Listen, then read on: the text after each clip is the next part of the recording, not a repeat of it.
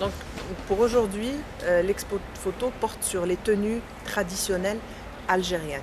Bon, le sujet risque de paraître banal, mais pour qu'il ne soit pas banal, on s'est inspiré de costumes et de bijoux typiquement algériens, la majorité ce sont d'anciens bijoux.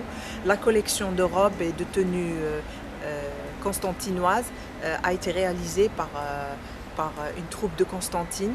Cette troupe a mis un peu au jour cette tenue qui a toujours existé dans l'histoire de Constantine. Ils en ont fait ils ont fait toute une collection et ils l'ont mise à ma disposition pour pouvoir la prendre en photo. Ne voulant pas que ça paraisse un peu triste, je voulais aussi associer cette tenue-là avec des personnages qui d'habitude on ne trouvait pas. Tout le monde dit pourquoi il y a une africaine sur vos photos. Ce n'est pas par hasard, c'est voulu.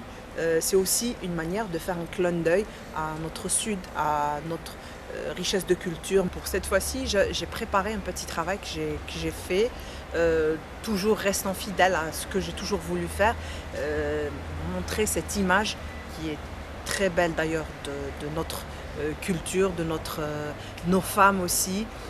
D'ailleurs sur l'expo, c'est un travail sur lequel on a mis beaucoup de temps.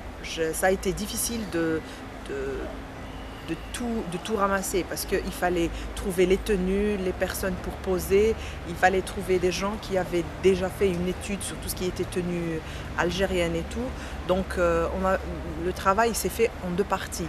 Il y avait la partie sur les bijoux kabyles, berbères et tout, sur les tenues berbères qui s'est fait en premier lieu.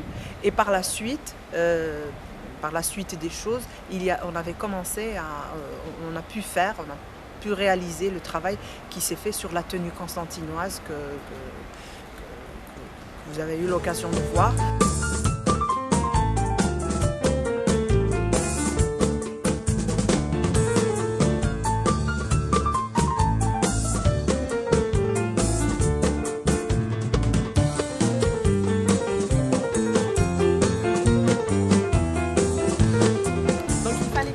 À apprendre tous les rudiments. Réussir sa photo, c'est pas juste cliquer et la faire. Il fallait aussi apprendre à mettre en valeur les sujets. C'est en lumière, c'est en cadrage, c'est un ensemble de choses que vous mettez. C'est une synthèse de ce que vous allez tout apprendre pour mettre en valeur vos sujets.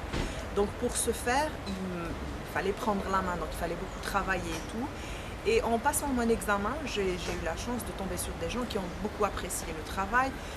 Étant aussi d'un niveau universitaire, ça m'avait ouvert un peu les portes de l'enseignement. Donc j'ai commencé à travailler, on m'avait fait une proposition pour travailler dans un centre de formation féminin, vu que j'avais des compétences pour ça. Donc j'ai commencé par là, en première expérience. L'enseignement, dans le contact en direct avec des gens. C'est d'interpeller un peu le visiteur. Une œuvre d'art n'est reconnue comme telle que si elle apporte quelque chose. Et si j'arrive à reporter l'idée que je voulais de tous ces mélanges de couleurs, de costumes, de bijoux et tout, si les gens arrivent, ils voient, si les gens aiment, si les gens se posent la question, donc je pense que l'œuvre a été accomplie. À mon avis.